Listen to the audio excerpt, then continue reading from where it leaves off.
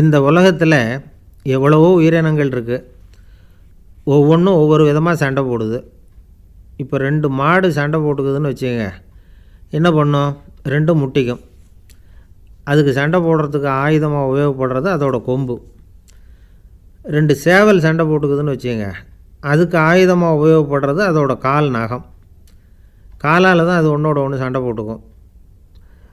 ஆனால் 2 மனுஷன் சண்டை போட்டுக்கிறான்னு வச்சுக்கோங்க, இவன் இன்னதை தான் ஆயுதமாக உபயோகப்படுத்துவான்னு குறிப்பிட்டு சொல்ல முடியாது.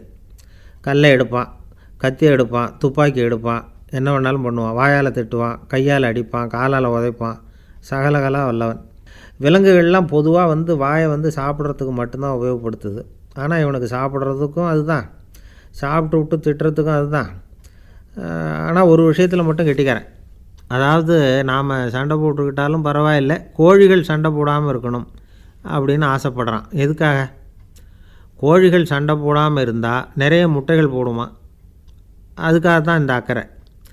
கோழி பண்ணை வச்சுருக்கிறவங்களுக்கு இது ஒரு பெரிய பிரச்சனை. அதாவது பண்ணையில் இருக்கிற கோழிகளுக்குள்ளே அடிக்கடி சண்டை வந்துடும். அதனால் முட்டை உற்பத்தி குறைஞ்சிரும். சரி, இதுக்கு என்ன பண்ணுறது?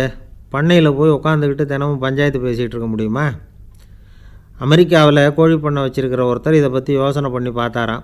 ஒரு வழியையும் கண்டுபிடிச்சிருக்கார்.